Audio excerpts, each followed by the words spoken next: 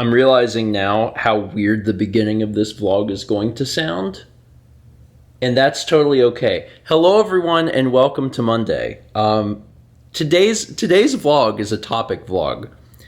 And I want to tell you about a mobile game that I've been playing. And I realize that if I say that, everyone's like, is this an ad? Are we watching an ad? Is he going to tell us about Raid Shadow Legends? No, I'm not. This is not a sponsored video. This is not an ad. This is just a game that I've been playing on my own time, on my phone. And I've really enjoyed it, and I wanted to tell all of you about it because I really enjoyed it. As a bonus, the game is free, and there is no microtransactions. There's no waiting for jewels to load or waiting for special tickets. There's none of that. It's straight up a free game that was developed by one person, and Chaz is actually the one who told me about it. And I got it, and I've been playing it for the past probably few weeks, and I finally got to the point where I beat it, and I thought that today I would tell you about it. The game is called Minecards, and it's available for iOS, obviously, because I have an iPhone. I think that you can play it on Android too. I think it might be in the Google store. I'm not sure, but it's also on Itch.io. So no matter what phone you have, you can play this on Itch.io, and I'll put a link to it in the description. It's a pretty simple card game. Whenever you load it up, you've got life, food, and gems across the top, and your objective is to get through the whole deck of cards that you're presented with, and you've got 8 cards that you're dealing with at any given time. Cards are divided into a few different categories. There's potions, which refill your life. There is food, which refills your food. There's gems, which give you more gems, and then there's monsters, which you have to fight. So as you fight monsters, it removes your life, but you can get potions to restore your life, and then every time you touch your deck to refill the cards that you've already used, you have to pay 3 gems. If you don't have gems, then you use up your life. Similarly, every time you play any card, it uses 1 food. If you don't have any food, it takes up 1 life.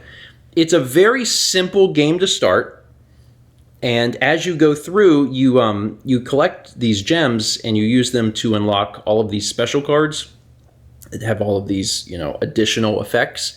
So it adds another layer to the game, and it's just really enjoyable.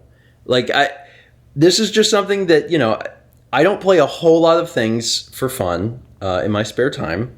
This is something that I really latched onto because it's so simple. A round can last as little as 2 minutes. And never goes past 4 or 5 minutes. That is how long it takes to play one round of this game. So if you find yourself, you're I got 2 or 3 minutes, boom, you can play. And it's fantastic. It's really fantastic. The developer has actually made a lot of different games. It has some on, some other ones on the App Store. And I think is in the process of working on another game now, but this was the one that I had played. This is the one I wanted to tell folks about, and I do think it's kind of funny because a lot of times you watch a YouTube video and people are like, let me tell you about this mobile game I've been playing. This video is sponsored by game, and it's not what this is. This is just one guy made this game, and I think it's really good for what it is. It's really fast, and I think that you might enjoy it.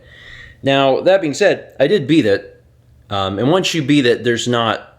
I guess there's replay value. It's fun to play, but there's not additional goals. It took me a few weeks of playing it just kind of off and on, maybe a month, and I thought it was a lot of fun. Now that I've beaten that, I told myself that I was going to beat it first, and then I would finally buy Slay the Spire on mobile, because I'd played Slay the Spire for First 20 a year ago, more than a year ago at this point, because I remember playing it on the flight to Japan, and that was in April 2019. So I really like Slay the Spire. Slay the Spire works really well on the phone. With the only downside is that the UI didn't really scale. Like they didn't change the size of anything. So it's fine if you have a big phone. It's my only little bit of warning. If you like Slay the Spire, having it on mobile I think is more convenient than any other platform because you always have your phone with you. And I like that. The problem is if you don't have a big phone, the UI would be really small. Like you could not. It would be hard to play that on like the what is it, the 12 mini. Like that'd be a hard game to play. I'm sure the game could, the phone could run it. Like I'm sure it's powerful enough to run it, but like the screen size would be really, really tiny. But if you have a bigger phone, you may want to consider it because that game is good. You can watch that first 20 if you haven't. Anyway, that's it. I just wanted to tell you about this thing that I really enjoyed, and also shout out to Chaz. Chaz didn't even actually tell me about it, I don't think. I think Chaz was just mentioning it like in Discord or something, and I saw it and was like, let me look into that. And then I looked into it, and I ended up really liking it. But like I said before, I'll put a link to the itch.io page, and you can play it in browser. So if you just want to try it, you can try it, and if you end up liking it, then you can download it to your phone and play it in your spare time. And I'll be keeping an eye on that developer because they're creating some other stuff, and yeah, who knows what'll come down the pipeline from them, because they seem to really enjoy this style of game, and so do I. So I'd love to see what they work on in the future.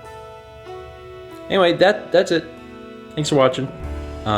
Try out Minecarts. Let me know what you think, and if you have another like little simple game like this, maybe from a 1 or 2 person team, like something small like this, let me know in the comments, and maybe I'll check it out. Let's meet back tomorrow, shall we?